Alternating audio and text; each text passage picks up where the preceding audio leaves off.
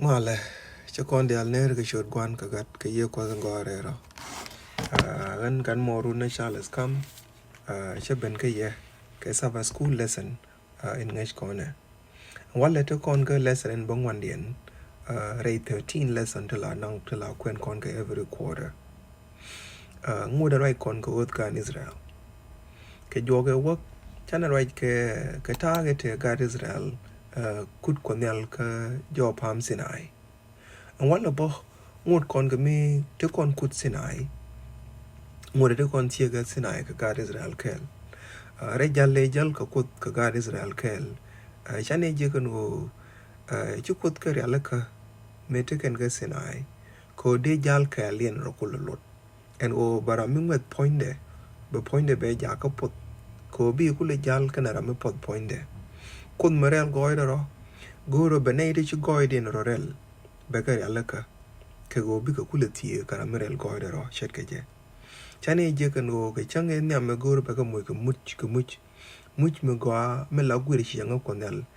chwe ka goro no bi ka ro de alaka ke nyam en wala me bo ngoda roi kon ko go chang re ngone chang re guri ka me chu konel kam ke la guri inde ka kula alaka ke tanye de ko kula tan ke je ko de ka kula si kara merel goida ro ko ta shieng de e chang ma go ke chane je ba ke jo ke wo kan go ko nel lue ke te cha kam na ke much ke ko ke nei de kwe ke chang chwe ko lo mu ke much chieng ko dong bi chiang den bro ko lo lot bi ko la nei te ngai ke chiang o ngi je ko ngi je na ke chiang de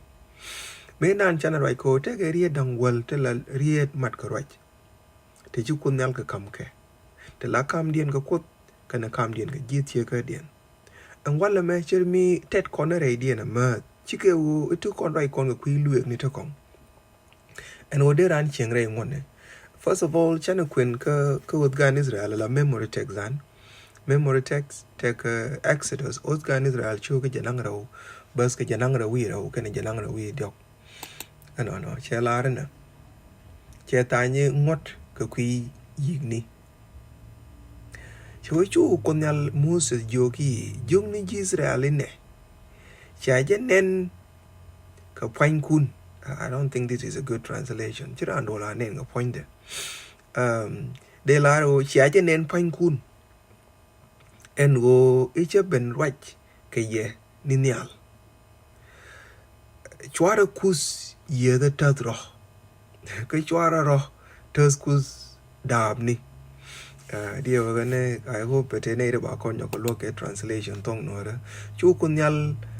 Moses yogi jugni Israel ne chaje nen point kun nen go cheben right ke ye nial chwara rotos kus dabni ke chwara rotos kus yesa enje right in chu kunyala kam ke no mo alap lu acting kong ne de kon je kan o ted ne re right e chane je ke nyam en go chu rotos kus pen ba e chane which ka gwa de show and what le chet ke men ngai kon right kon ka Monday right kon ke more laws for everyday life right kon ke luek tin kong ke kwan la ra ngot tin kong ke chi ngot tin kong chet ke men chalat kon ke titat ke ne re ngon ni te cha kam kon ke jo ke work in other word nok indir nok ne gun tie ke du ko cha kon yo kan right nang world de cha kam kon lord ko no de ko no ke di ke de gun tie ke du de cha no ke di and what le ban ko in detail in depth lapo bana wore ko de gun tie ke du de cha no ko luenge di ko why ngu good bible ba work specific metit kon ne te ka ngwat me chi ben ke Yesu ke che Yesu ben tie che Yesu yo ke nga la gun tie ke dam you know legal term ke mi chu gwa den gar ko ngoten and oba do define ke oba do lat lueng mo la go de palpin mo gwa ko la ta ka long and odera ro kapta right mi chu mo ja right inshallah me tie Yesu ke jeme en go e gun tie ke de nga guru ne oba jo ke gun tie ke du ke chi mori ala bane idin de nok de ka chi mori ke mazni ko chi Yesu cho come example me mitil me chi mo ja ne share ko me guru wa guru bro de justify guru bro de ja ka gun chung ni kia guru bro ra ja ka gwa ke go dong te ka nei ti linye pat ngud me chi ngud me lin na me cha la e kan ngudang bakel de kon chai na ling ke me cha la ra gun tie ka du lot ka ni nei dia len wi mo ne lot ka ni ti dia la wi mo ne me le ki le de chang e jek bo cher ka min chi ran de chang e jek ka ken de dong ja kam kon but one le bana rai ka chapter 21 chapter 22 and a little bit of chapter 23 so mi chang roi ne ti la de mi chi ka roi ne te chi kwok loy du go wo kwen ot gan Israel cho ka janang ra wi kel cho ka janang ra wi rau kan cho ka janang ra wi diok a chan be ji nyo ta chieng min de chieng karan no ti ne ke o God Israel ka ko ru me cha ka kam luek charai bo nyo ka ne ti ba luek ba ka lo ti te kan ke ba ne ti chon ka rui ke luok ne ti lok ti la lok lu kan anu luok ne ti luk luok tin ba lu kan bi ka yi ka te ba lu ka chong ka cha na ba da ka kan ka nyo ba ka kam guideline ka go me te ka rik ti chi to kam ne na bi ka tu gi di ti ne chi ka de kon ka la ra cha pwat ja ke te de kon ka la chi ka le ngut ka kon gor ko kon wale kon ji kwar Jesus gor ko kon wale me kon ne te cha Jesus ngat luek ti ja ka chang ka go kan mu gor ka ke de la ra no we kel me cha la ra cha kam much me go na jen long me da na we me shal ke United States ko cha mu ke luek to go ala bo gwa de ngot mut gwa de los ko ngotin la chang na go but ka gwa de chi yo ro dien ba mat ke chi tiel ro ba mat ala bo gwi ra ma bore e chi ngut ti par na de cha de kamera me char and then chi chang je we ka mu chu ro de chi chang je but nyam ngut ka wa par ne dia telo jin kwar telo jira ma bor telo jira ma char ba ne dia yik par kel mi chi dwer ba yik kam pek dur ka du ala bra mi chi dwer no mo la ri nya chang pe na do bi ka ro dien na char pe na do bi ka nyine ne ko kwal pen kana do bi ka te ka chang mi chi mo chang ma loro anje ne cha kam na gur chang mi jit ka na mo kon kur chi ni yes well kadin dong gur kon je na a wa cheng ti chi ke cheng do rong ko de nyal rei ne ti la kur chi ni ma la ko ne chi kon te rei ngut ka ki ma la ko ne chi ngut kon ba kan e go gor ka ra me kur chen en o be chang me cha ku la kam na la gur ji do ri me en o bi ra mo kur chi ne ba ki Paul na joga no cheng di jet ke de ti a chirong ne ke no de ka chak nyal re dun gan mar mu lo no cha ka balen cheng wa ti cha de ngo re dien so malat kon en go laws ke ngut tin cha kam kon tel ka luang ka rame kurchen e go gi rame kurchen cha ka bal cha nang chieng ma elevated cha kafnial re chieng me tie ke wi kriso ti ne ke te kam ka nei ti tu ngut chiang dien ka ngat me ling kon chiang mo go mu lo no me je kon ro dan re ke ne me gur kon o de kon wa tie ka kon ya la go ko the more chana get closer to God bin kan cheng de chet ke ti bi ka to lot ka kon chi ka le ngut ka mo gur ka kon kan en go ba yi jo ko chu kwal tel me le gur ka kon ko chana kwal pal that is what it means here so mo no ka bom kon yal de kon kap ka level me tie ke je me de lo ngut ne rin ku ko ke chwer de lo ngut ne ken ke tiel de lo ngut ne ken ke nyir de lo ngut ne ken ka ta cheng ni ti de ra me kurchen de ku le je ne de me wa ka ngi ke chang ko mi chet ke ne me en wo pala cheng je to nje ni jog rai ko kon go chirong ne ken go te ke nyal re dan go chira me kurchen che de ngu re cheng de ti so cha la ka sinai point den ju ko ka kam luek dang wal chu ko che ke ngi ke ta cheng de en wo bi chang dien na chang me ra ro ko gur ko do bi ken ngut ta kel ko bi ke yik cheng ke chang ko nje ne bi ko kul remain connected bi ko kul ngut la ne ko me kon bare jalate kon ke Yeshua ba kon yik transform to a life of Christ ba kon yik gare cheng mi chet ke chang Kristo no nje ne balan kul ngut kel ke jismo so chu ko point de chu ga nyo ka me luek to kong te ba wi dien kul rep ba chang jek dien kul la jor che luek to ka luek te ba ral ka ne ga ne kam ni ken ba ko tu ga ken ne de la luok ne de la judges chaga jog ngot ti eke netin ba lu ti ba ka gang ken ba ka gang di go chaga betul bara metul ngot ti ba yik dway ka pengut ka kada to ni bi ka na chu lo ka go bi kan lu ti ba ka go di ken ne la lok ni mulo no en san Monday me raja ka kwi ngane ka kwi dien ken ka ne la ya lungu ka ne la lok no so mulo no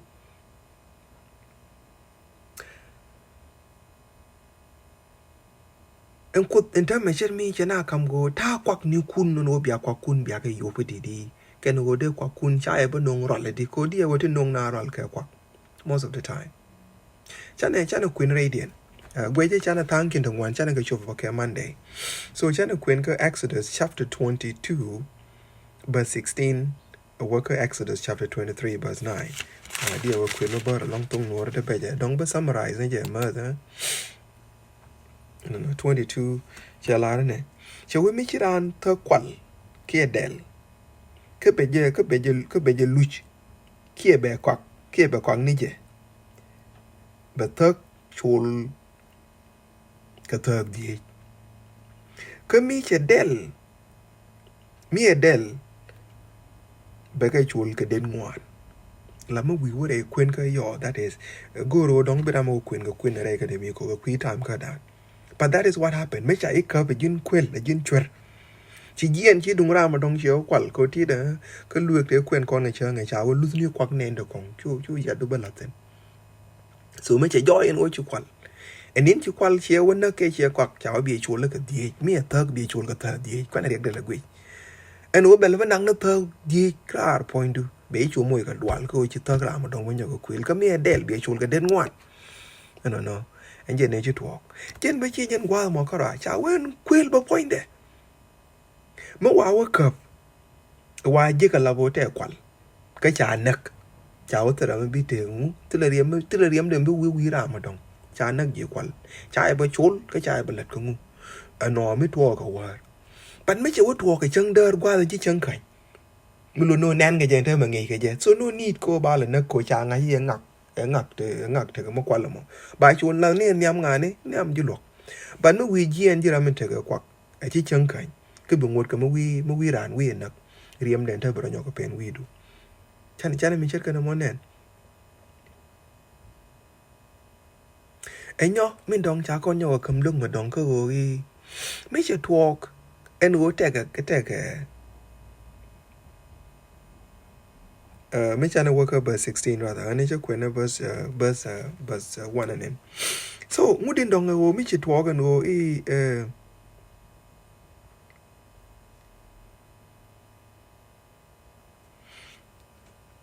so yeah ke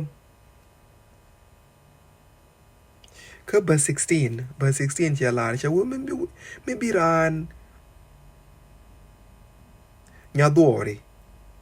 mi kan gwer wood mi che pel ke che toy wood mi chet kan mo ma chi nya dor wo pel ke che toy jo cha wo jen point de be nya mo be kwen ke be pek ya lungu if a man seduces a virgin who is not engaged and lies with her, he must pay a dowry for her to be his wife. Labo metega wood michurai ka nyama kan lat queen na wun madong. Ke che toy wa wood mo point de. Be hok queen nyamo na be ka yor pin ya labo be ka yor pin la check de. Dung do mo gwan nya la wolok. And wo be nya da kam wood mi chet kana mo. Be yo te per ke pek queen be ka yor pin ke wo chi en ta mi chet kana me bele di cha bongot ke chang re du ngai kan ke kel but no ngana ko ri kan to re no re no me cha nya do with what do you do no so in it said binara lo wonna ko core and all that cha kon joke this is in the man engine de kon lat no enyo cha wo betil ke verse 18 verse 18 cha kon joke no chware tiet nuktik atel tiet me tekre dun mulo no tiet di alde me cha je ke jin tiet ya juwal to kon in se de bina dwal ken ke akanete me rung ko bara me gon wala ba nak no I remember me tene Brother Charles Germany ne di okay year 2007 chu wal chi career long right enough pa na ba mo ire ka kan dul go te ka shala binjani me jira me chi pizga northern Uganda. It is a problem. Roll wall me jiga long. So jira ke did din me did. To a point me not me cha me chi point yen back along ga one wall ken. I think they need to open one. The Shanak them yellow mob justice. Mob justice go Uganda go Michi need one. Charodian dul gua kel big again, but Ramin Charlock work and either chur Kiungu bow kabaw nakakan. Till a coom milla above a goranga Canadian can to Kora mone a one nagan ideal. You know, so ko nagan ideal no chiriak the pen we ram kel. Japan win any deal, but pen we de ko dong and jaram gwega tegariago. So cha ju wal tong one la naka kan ma cha ngai dong jira me le na je ka wal ko. No. So cha we chore tiet chore ga ja ka tek re dun. Ko tiet let ken te je.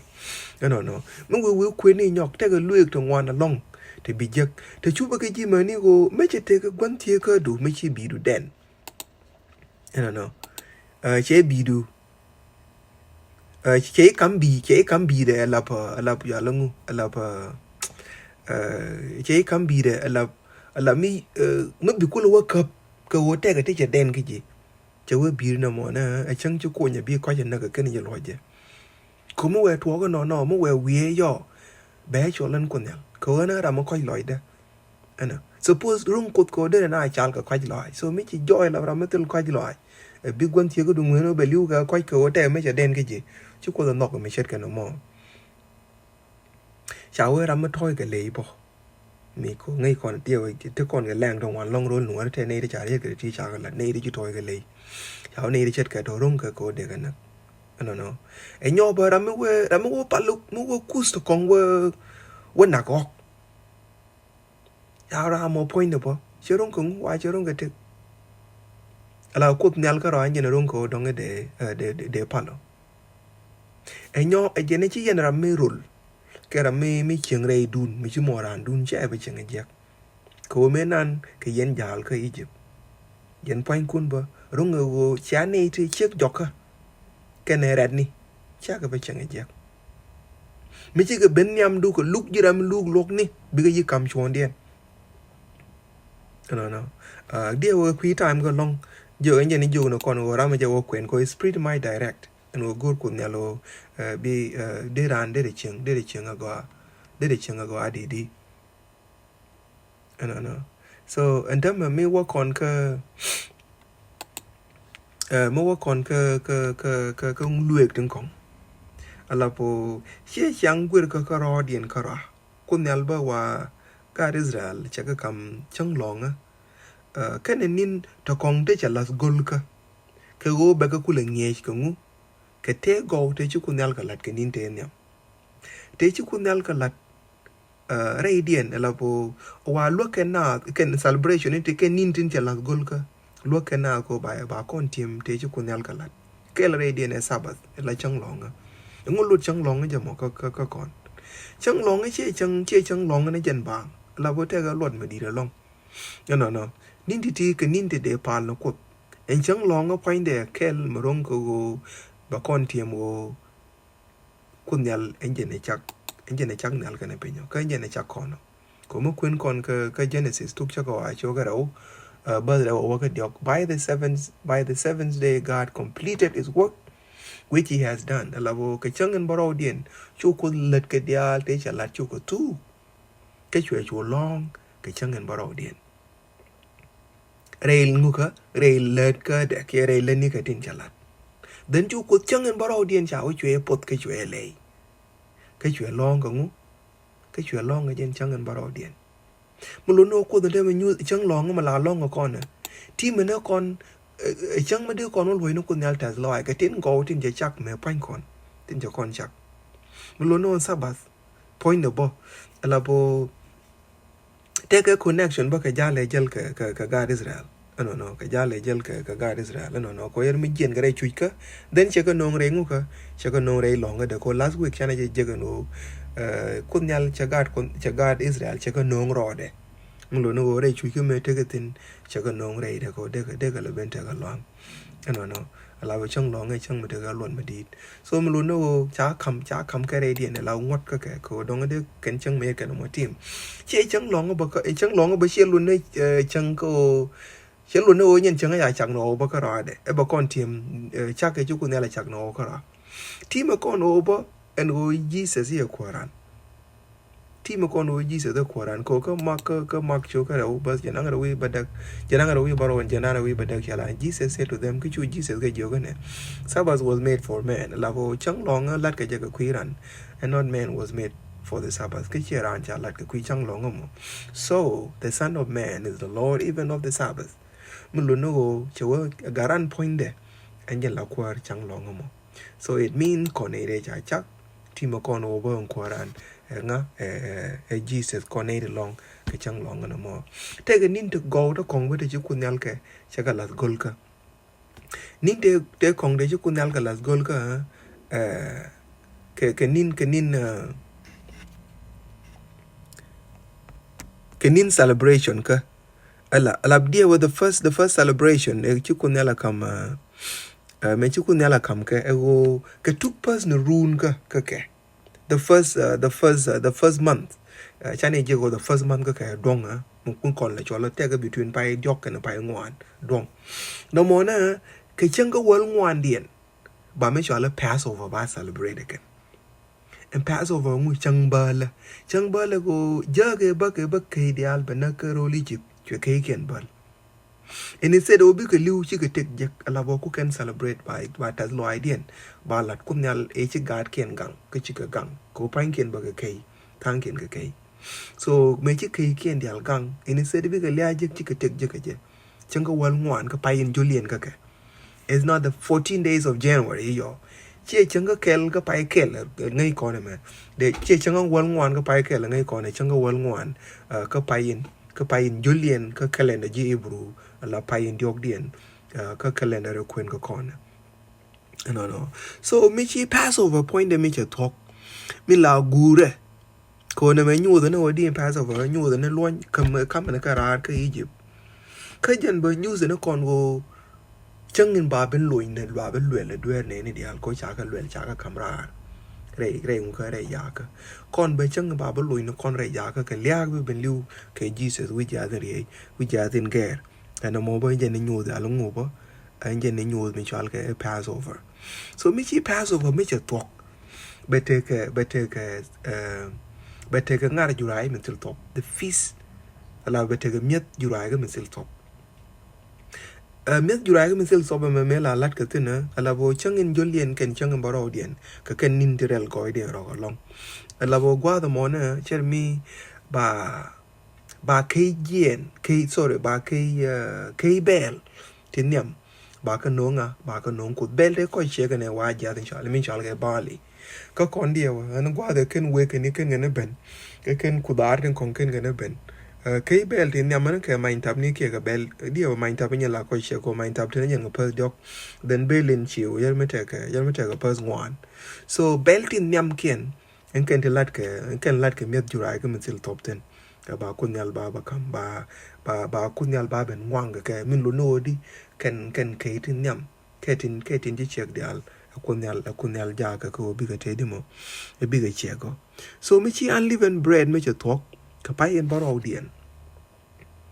so ka ko ni di gen ji from the first bi ni di gen ji be ben mi chale de chal ke sometime Pentecost ke sometime by chole and chal ke the 50th day ala ni di gen ji and sometime by chole the feast of harvest ke by chole feast of the week ko gwa me gwa ngir la po ching ngir bel unleavened bread ka bel but and leavened bread and tama chermi ka koni di jin di chang ba ngir bel chu tu ba ne me ba ya la ka ba ngir bel ba ku le di ba ngir bel ba ku le tok me cha ben cha ku nyal ba bol jura endang ro te cha lat ka top min nyam dien te lo top pa den tama jura endang ro te top ba ka ya la ka ba ka ben nong nyam nga ba ka ben nong nyam ku nyal alap tof tes ka lai ka pot in cha pot na ka che gin chi chek ka bel ken runa no more ko kore ka payen borrow dien again. I will say she pay borrow ko kon is the 7th month. So I do not know ka calendar roll bu mo wa ka calendar kana queen ka jijus cause I do know ba can buin chicken queen Gregory calendar ka kui pas ne ken. So January ala paikel ka togling lizni shinyan paikel ba ka buin so ka pas the goal. So I do not know mo kugala wa ka calendar to ji ibru but pai borrow dien it is around pai bangwan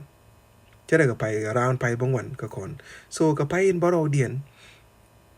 but take a celebration me by nyo la chola in gathering chira me roll day ni gien ko chira mi chi day gien chi ku che kan dama ko ngai kon la ko che ne bel tin nyam bi bel ko nyo ko ben ko bi gen bi ka la bil ka la le ne ka nin tin jok na lat ka je in the fall no so around pai bang one ne to dia wa ka connecting chen ka ya ngu closer to the equator dia wa chi dia wa ne dong chi fu ni kon dong la wa ga chi at least around pai dog ni pai pai wa ra ne to nje ne bi manga ni ngu dong bi ku le check. So it's always different based on ya ngu ti dun ke equator ke nan dun ke equator no but gwa the man a celebration me di long konta ma chi day boy ni dia chi go berar mani mi ala olive biliet be chu berar but at the same time ala po ba celebration me di long good day celebration no ma ngai min gure ba gore min chala tabernacle but yeah ba gore tabernacle no so min no in term me chana we gwe ni je Passover tell me around 14 of the first month September ke payen barodian be ba feast of unleavened bread 50 days ba mi ala Pentecost be ben and then the feast of tabernacle ba lat ke fall no ba lat ke fall no so me talk and tabernacle and then ba go a day of atonement but atonement ngulat ketino. Okay, just 1 second. So the Feast of Tabernacle was celebrated the celebrating fruits kene oil. I don't know. Can you obtain garodi and chiang a chiang a kare kemeni? Me till get chiang the chun kin. Katang Israel dear was celebrated a booth. I don't know. Charlie booth call a moy garodi and came and it wasn't taking you kin. Kela I think today we call it camp meeting. Sometimes we go out of nature by worker camp. Connect like G 7 day. We normally do it around that time of September. That's why we do camping. So it reminds us team and the Feast of Tabernacle. And then go call a major talk in the fall, Day of Atonement. Day of Atonement tell me a time dwelling, right? A time dwelling. Lapo news the neka wo kunya la kun major tianga palaga. Tede kenyam celebration ni go re run ke liu ba ke tiemo che camera che camera me la kon ba cha kon lu re dweri kon and then cha kon mies ku ka belt nyam cha kon mies ka belt reude e go chan ne te ka kwak te kon ba kan ko nyal e ta chiang ran ke liu mi reude ndama e go ba kon kam divine protection gang kon ajen kam kon te go and then min dong e go ba kon ben nge ko go enjen ngan paliek dwer kuno atonement ngir kon ge forgiveness and mercy quite loide no nyu the ni tanya cha tai na dwer ke nyu the kon ba tanya bi kun ala tai na dwer we mondial in bi talk dwer dial we mon then ke jok de we have the weekly celebration of Sabbath every week pane chang longa lab long pane yatim. You see, so kaken celebration tell a lot ke God Israel kajen gwa de dan can we in detail ke chongod ba jain right along kun el post kon chana pal mirel goidero gwadin chaka juloita like let go tin go tin guys kana gwadin ngai je chinin to go to teach the last goal gwadin rejal re calendar ka God Israel gwadin ko biga team rodu kana goiku gwadin chinin rong ko donge de kalas gol ka kwada ka kwidu ngai jen o nindi al gwadin la joy goidu ne changa ko gwadin tim ni ko goidu re chenga da ni chang e chebela chenkel ko gwadin ba ko goidu tim e jamo ko kot gwai ni chang gwadin chi ko nge ka ta ko donge de ko chenga di Ray che mane ko. Kare gan mare ko. Chang de chingaran gwa din guri jen oderan de ra chet kaji. Ko gwa din jin kun ma gwa ka guri je ba ne ko de ka chingala ne to go de chet kaji lo ko gwa din ray chinga da min ngan ngat ray chinga da min je ray ti li ko ray til no ka da gwa din mu ga ne ga nok mi chet ka nok du ko mu ne ga goy mi chet ka goy du ko bi ne ku le chet kaji kwara ko men nan ga ko wi mon gwa din ba ji nen chet ka min gori long ne re nyuan ga da Pati di alat nyam du ko goy ke shodu ke shur kadu mala kwara. Amen.